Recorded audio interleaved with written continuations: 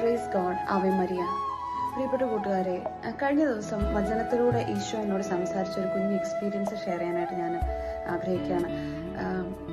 എൻ്റെ വേണ്ടപ്പെട്ട ഒരാൾ ഞാൻ ആഗ്രഹിച്ച രീതിയിൽ എൻ്റെ അടുത്ത് പെരുമാറില്ല. അതായത് ഞാൻ ഒരു നല്ല കാര്യം ചെയ്തിട്ട് എനിക്കതിൽ നിന്നൊരു നെഗറ്റീവ് റെസ്പോൺസ് ആയിരുന്നു ഉണ്ടായത്. വളരെ സ്നേഹത്തോടെ സന്തോഷത്തോടെ ഞാൻ ചെയ്തൊരു കാര്യത്തിന് ഞാൻ ഉദ്ദേശിച്ച രീതിയിലല്ല എൻ്റെ അടുത്ത് റെസ്പോണ്ട് ചെയ്തത്. എനിക്ക് ശരിക്കും സങ്കടം വന്നു.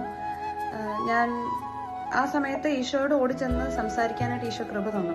അതുകൊണ്ട് ഓടിച്ചെന്ന് ഈശോയോട് പറഞ്ഞു, ഈശോയെ കണ്ടോ, എനിക്ക് ശരിക്കും സങ്കടമായി, എൻ്റെ കണ്ണ് നിറഞ്ഞുപോയി.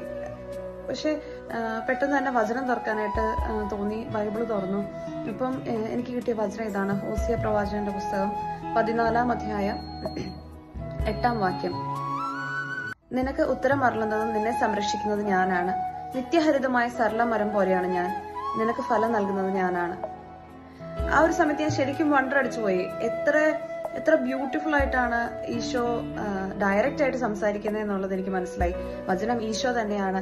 ആ ഈശോ വചനത്തിലൂടെ നമ്മോട് ശരിക്കും മുഖത്തോട് മുഖം നോക്കി ഒരാൾ സംസാരിക്കുന്നത് എങ്ങനെയാണോ അതുപോലെ തന്നെയാണ് അന്നേരം എനിക്ക് അനുഭവപ്പെട്ടത്. ഞാനവിടെ നിന്ന് ശരിക്കും ചിരിച്ചുപോയി. കാരണം അത്രയും തൊട്ടടുത്തുനിന്ന് ഒരാൾ സംസാരിക്കുന്ന പോലത്തെ ഒരു ഫീലായിരുന്നു എനിക്ക് നേരെ കിട്ടിയത്.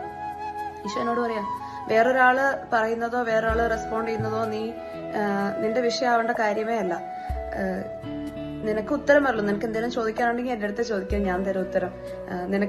നിന്നെ സംരക്ഷിക്കുന്നത് ഞാനാണ്. വേറൊരാൾ നിന്നെ കെയർ ചെയ്യുന്നുണ്ടോന്നും അല്ലെങ്കിൽ വേറൊരാൾ നിന്നെ കൺസിഡർ ചെയ്യുന്നുണ്ടോ എന്നുള്ളത് നീ അതില് ബുദ്ധിമുട്ടേണ്ട കാര്യമോ ചിന്തിക്കേണ്ട കാര്യമോ ഇല്ല. കാരണം നിനക്ക് ഉത്തരം അറിയുന്നതും നിന്നെ സംരക്ഷിക്കുന്നതും ഞാനാണ്.